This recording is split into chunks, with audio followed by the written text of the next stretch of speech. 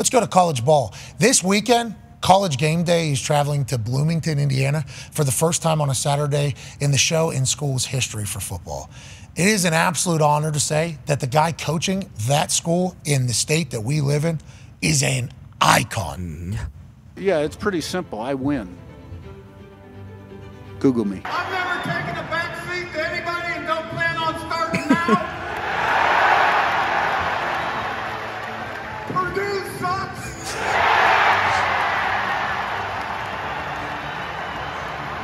But so does Michigan in Ohio State. What a bar. The Rose Bowl has a lot of tradition, people that follow football. For me and the team, it's more of a business trip, whether we're playing in the Rose Bowl or in a parking lot, it's all the same. 2 times we were picked next to last. In 2022, we won the conference championship. And in 2017, we inherited an 8-45 team and won 8 in a row and played JMU the last game of the year for the conference championship. Now, I'm not into making predictions. That's just a historical fact. Do we like the NCAA? When you can hide behind a committee, like I wish when I was asked,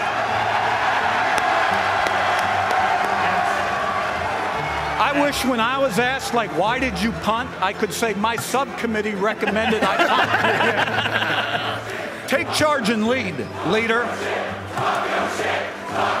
Congratulations, Coach. No. We're only halfway through the race, bro. And I like to get to the hotel as late as possible. I don't like spending a lot of time in a hotel, and we'll get there, feed them, maybe have a quick meeting in the evening and get up and play. My weight guy and my director of football ops, they've got all these designs. Go out Thursday, this is what you got to do. No. We ain't doing that, guys. So, we're going to get there as late as possible. We're going to wake up and we're going to play the game and we're going to come back. That's what we did. We got to the hotel about 8 o'clock at night, ate our meal, went to bed, woke up, played 3:30, kicked their ass, and came home. The guy is amazing. I think everybody's going to enjoy the hell out of experiencing Indiana University Hoosier football fan experience Saturday morning for game day. It is going to be wild. Those fans are ready. They've been waiting. And everything that he said he was going to do for Indiana, he has done. And that has happened seemingly everywhere he's been. He's 62 years old. How come Indiana was the only place that basically gave him an opportunity? For that answer and more, we got to hammer Dahn. Tone, what's the story behind Cignetti? How come it took this long for the whole world to know his greatness? And why was Indiana the only school that was like, yeah, we'll give this Yinzer Italian an opportunity here? I have no idea why Indiana was the only school to give the Yinzer Italian an opportunity because, yes, he is from Pittsburgh, born in Pittsburgh, then spent some time in West Virginia, went to WVU as a quarterback, and then started his coaching career as a grad assistant at Pitt. And, like, through his assistant coaching career, at all his stops, he was either a quarterback coach, mostly a quarterback coach, tight end coach, wide receiver coach. And then he got those 4 years under Saban at Alabama, where he was the wideout coach down there under Saban, and that's when he finally got his first head coaching opportunity at IUP, Indiana University of Pennsylvania. Hell yeah. Yeah, no association with the IU that he's at now. So he's at IUP for 6 or 7 years. Then he was at Elon the 1 year he was talking about where he played James Madison. Then obviously the incredible run at James Madison when he took them and actually took them up to Division I, which they succeeded there. And then obviously, after the success there, he goes to IU and is just on an incredible run. And it's crazy. Like, I guess you just have to be under Saban to get your first head coaching opportunity. You got to start at a D2 school in Western PA and then kind of go from there. Coaching is a network business. Everybody will say that. Yeah. The NFL and in college. But being from – his dad was a coach. Right? Where does dad coach at, Tone? West Virginia, right? WU, I believe. Yeah, coached at WVU. I think he coached high school as well whenever he was born. It's like his family is all football coaches. So you would think his network would be a very good one. But here we are getting introduced to him at 62. And this Washington team, I'm not saying they're not a good team. Now they're coming in, obviously. Big Ten football is going to be great.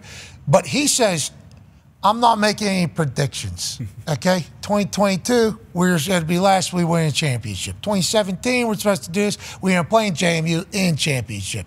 I'm not making predictions, that's just historical facts. Everything he has said to the Indiana fans and to the media that he was going to do, he is done. Yeah. They're on a fantastic run. Now, Curtis Rourke is obviously the quarterback who's former MAC Player of the Year, is out this weekend with a thumb injury, had surgery on Monday. They're saying it went very well. He should be back in the very near future.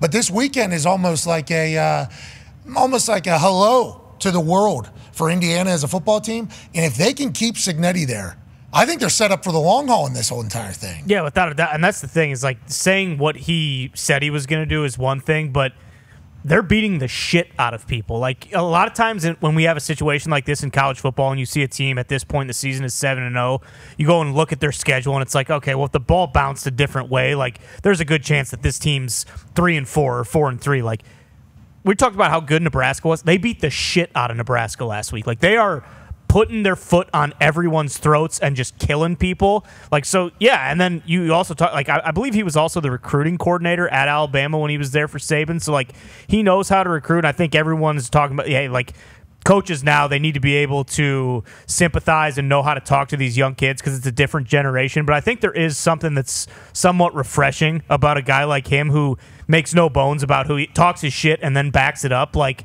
you could see how a lot of people are like, you know what? Yeah, Indiana's not like a traditional blue blood powerhouse, but the proof's in the pudding. They win. They're a fun style of football. Like, if you're a young recruit, like, why wouldn't you want to go play for a guy like this? No, obviously their collective might not be as much as some of the schools because Cignetti literally came here and put it together. Like, obviously there's a basketball collective, I assume, in Indiana. Indiana's been a basketball school forever. Since the 70s, Bobby Knight wins. This is a basketball state. They love it. But, man, the fire he is kind of lit underneath all the football fans in the state who became Colts fans. Like, when the Colts came here and Peyton Manning started having success, you know, it was a basketball racing city, Indianapolis, basketball racing state. Then Peyton Manning comes in, puts the Colts on the map. Very quickly, everybody's like, yeah, we love football. We just had nothing really to go for. So this weekend, in what Cignetti has done, puts a collective together. He can recruit. They're good. He's not going to be competing with, like, Alabama and Georgia for recruits or Oregon for recruits. He's going to get his guys in there. And that's exactly what he did this year. And if you buy into Cignetti, I think what happens is you win. Yeah. And you can Google that. That's right. And that's not even his best quote. That's why I wanted to put that entire thing together. Every time this Yinzer is at a mic, something great is coming out there. What were you going to say, Tone, as we have 45 seconds still hard out? So his dad did coach at WVU, but then he coached at IUP for 20 years and then went into the College Football Hall of Fame. So that's probably how Sig got his coaching, like his head coaching debut at IUP, is because his dad had to coach there for 20 years to do it. So we love Sig. It'll be a great Saturday morning from Bloomington. That's a wild bunch down there. Oh, yeah. They get after it. They do. Big time. I'm pretty excited to see what it was. Texas was great. Oregon was great. Berkeley was great. First time at Berkeley, obviously, why they say it was insane. First time in Bloomington for football. It's going to be insane. Wild. Beautiful day, too. I cannot wait for it. We're talking to Cignetti on Friday.